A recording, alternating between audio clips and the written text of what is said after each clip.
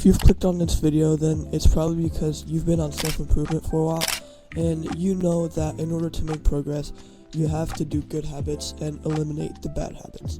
But somehow, you just cannot get yourself to stop doing the bad habits, and when you start to do good habits, you cannot stay consistent and you don't know how to maintain them.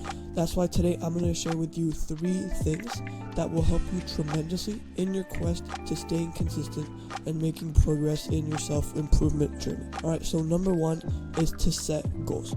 You see, it's very important to do good habits, but doing good habits with no intention behind them, with no purpose, will always make them feel meaningless. When something feels meaningless, why would you do it? So you have to give meaning to your habits by setting goals. Say if my goal is to get monetized by the end of the year, which it is, then I'm more motivated to do the good habits because I'm spurred by that goal. I want that goal to be achieved. Therefore, I have more reason to set goals. When you keep that big goal in mind throughout the day, you're much more likely to stick to those habits because you know that result that you want to achieve. You have it in your mind at all times. Now, goals are important, but action-based goals are even more so when it comes to sticking to good habits. When you set action-based goals, it literally makes the habit a goal. If a fat person says, I would like to lose 10 pounds in 2 months, great, that's a good goal, it's a worthwhile goal. However, the fat person who says, I would like to go on a 20-minute walk every day for 2 months will actually reach that goal much easier and might even lose more than 10 pounds because they're not focused on the inherent reward, they're focused on the process it takes to get there, and the goal is just a byproduct of them doing the good habits. Now, this doesn't mean you should focus on system over goals. Goals aren't important. Of course not. Goals are extremely important, but focusing on them without focusing on the system, it's a 2-part system. You have to focus on both in order for the system to work. Alright, the second thing you can do is habit stacking. This is something I learned from Atomic Habits by James Clear, and it's essentially that you stack good habits on top of one another. For example, if you want to make meditation a habit, then what you can do is after I eat breakfast, I will do 5 minutes of meditation, and breakfast will become the start of your meditation habit. And then you can be like, alright, once I've done my meditation, I would like to do gratitude journaling for 3 minutes. And so it's breakfast, meditation, gratitude journaling. You know which things you're going to do. Those habits are stacked on top of one each other, and it makes them so much easier to do.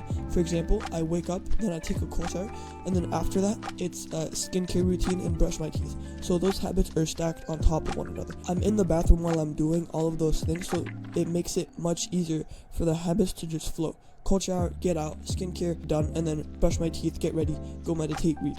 All of those things are stacked on top of one another, so they just flow quickly. Alright, I'm done meditating, now it's time to go read. After that, it's time to go make breakfast, and then it's time to go work. So stacking your habits on top of one another, it's very powerful. Now, the third and last thing you can do is actually pretty simple. You might have heard it before. It's to make your environment suitable to what you want to achieve. Imagine a fat guy who says he wants to lose weight, except he has junk food around him all the time. It's in his house, in his drawer, it's on his bed, it's everywhere. Anywhere he goes, he sees junk food, so he's always tempted. And so he will be much more likely to break his no junk food November than the fat guy who doesn't keep junk food in his house.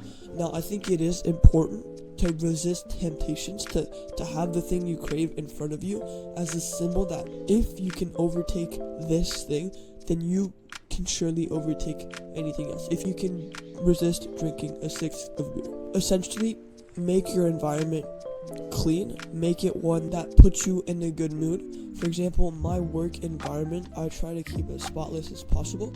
So usually it's on Sundays. I should do it more often. I clean my room. It's like a deep clean, probably not a put spray on it, but I clean my room so that for next week my room is ready and I'm focused and ready when I start to do work in that environment. So it could even be people. If you know there are certain people who will keep you accountable, who will keep you doing good habits, try to have those people in your life more often. If it's your family, if it's your family, then try to just be closer to your family. If it's a friend you have, then the thing you can do is go do a study session, and because he's in your environment, you're much less likely to procrastinate because he's there, he's keeping you accountable, he's keeping you on top of things, and vice versa, you're keeping him on top of things. Alright, so those were 3 things you can do to maintain and to set and maintain good habits. So I hope this helped you, and I cannot wait to see how much progress you make. Cheers, bro.